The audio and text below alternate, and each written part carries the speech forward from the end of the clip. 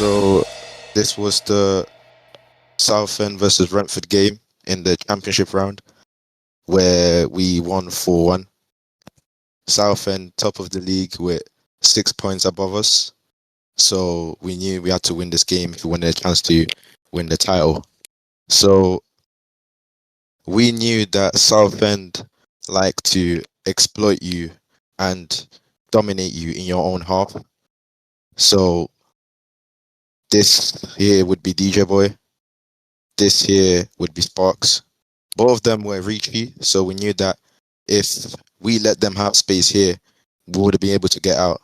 So we know that Southend, like every BFL team, like to play a 2-2 formation, meaning their only weakness was being too narrow.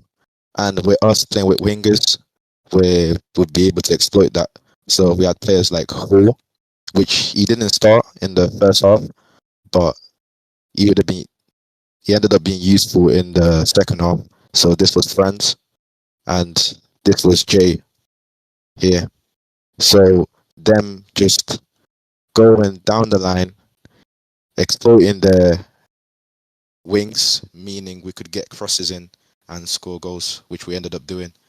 So with the 1-3 formation as well, if they end up just all committing towards the half, which they always like to do, Spakes and TXH, both of them were also reachy as well, were useful in their attacks.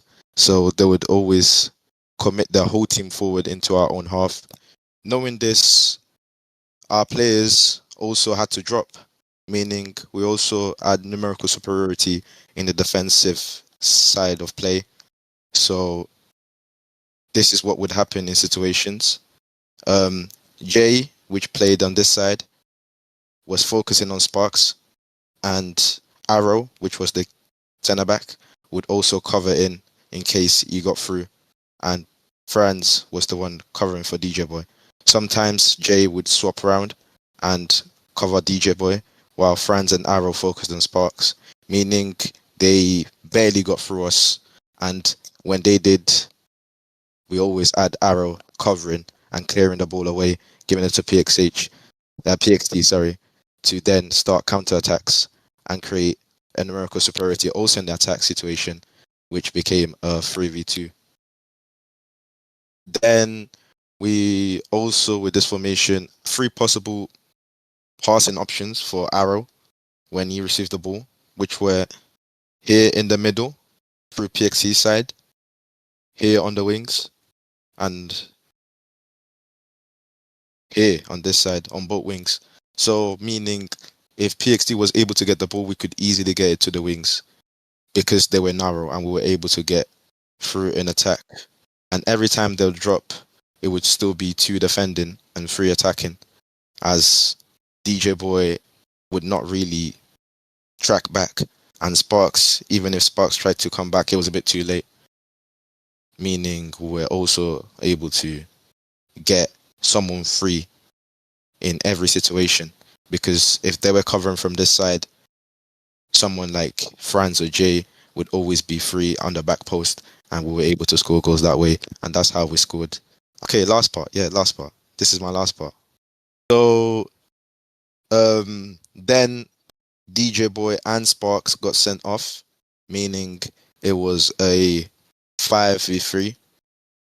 And this did not really change the game. I mean, this was basically attack versus defense because they were defending in 2, meaning if they committed to one side, we'd always have a man spare, as I said before, meaning we were able to just switch the play and get it to the last man. Same from this side. We were able to switch the play, and Hall and Taylor came on, meaning Taylor was here, Hall was here, so Hall was always free, last man, always going to these one-on-one situations with the keeper where they managed to score. Liam J, meaning if we were able to press Liam J and go hard on just go man for man with them, we're able to steal the ball off him because he basically had no options here. So I remember the last goal was Liam J having no options, Hall stealing the ball, going 1-on-1 and scoring an open goal. We were also able to do that beforehand, suffocated them in their own half, giving them no options for them to play. And here, meaning if they got through us, there will always be Carlos and Arrow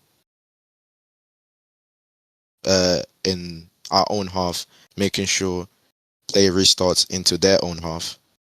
So this was how they would try and progress this way. So we would just go man for man with them. The keeper would also get involved. And when attacking as well, we'd go straight into them, man for man. And if they got the ball out of play, then Carlos or Arrow would be able to recover it and start play again, creating a numerical superiority and just keeping them in their own half for as much as possible, as long as possible.